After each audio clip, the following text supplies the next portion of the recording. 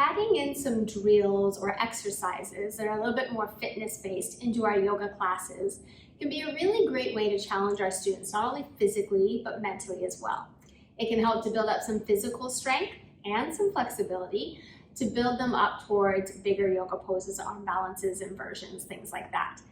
It's also fun as teachers to just get creative and explore different possibilities.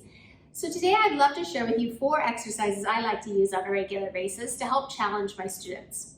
Using props is a really great way to add in variety, of course. So the first prop I'm going to use is a big ball for a push-up. This will make the push-up more challenging, and you want to take the ball under one hand. For this, I would definitely put knees on mat and do a wide-handed traditional push-up, so not a chaturanga style push-up. The ball goes under one hand, hands wide, on the knees with the hips shifted forward in front of the knees. Then when you do the push-up, you roll out on the ball and then come back up. Roll out on the ball, come back up. Because you're unstable, it's going to work the core more. Of course, it gets into the shoulders and the arms, but you're also going to feel this a lot in the lat. So this is a really great exercise you might want to try. Give that a shot. Another one I like to do is a side plank variation.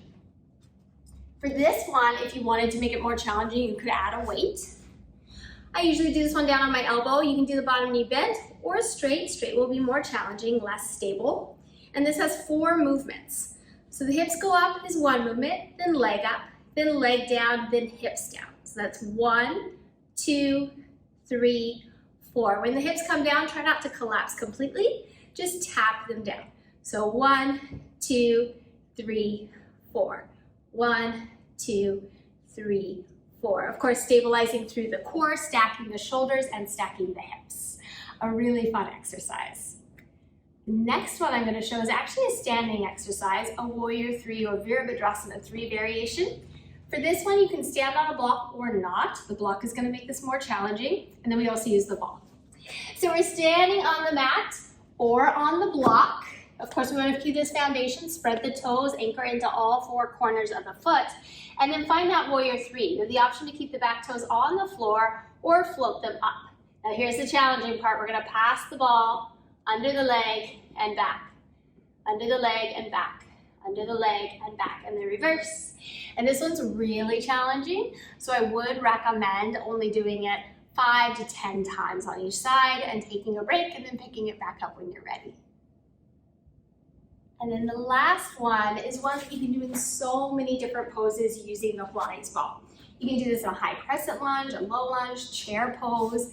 Basically, you just take the ball and press into it. This is going to work your pecs, your chest muscles, pressing in. Sometimes this can be a little bit much on the wrist. So if you want, you can hold it with one hand and push the fist in. Do one side and then the other. That one I find is a little bit harder, but a little bit less intense on the wrist. So that can be a really fun one. A lot of times I'll do that in high crescent lunge, squeezing the ball, and then I'll go to the pass, passing it under the thigh like we just did in the Warrior 3, but in high crescent. So there's a lot of different ways you can get creative and play, and of course, meeting with other teachers, doing additional trainings is a really great way to get re-inspired. My name is Christina Raskin. I'm with Soul Thrive Yoga, and we're passionate about helping teachers and non-teachers to discover themselves through the tools of yoga. I hope to see you soon.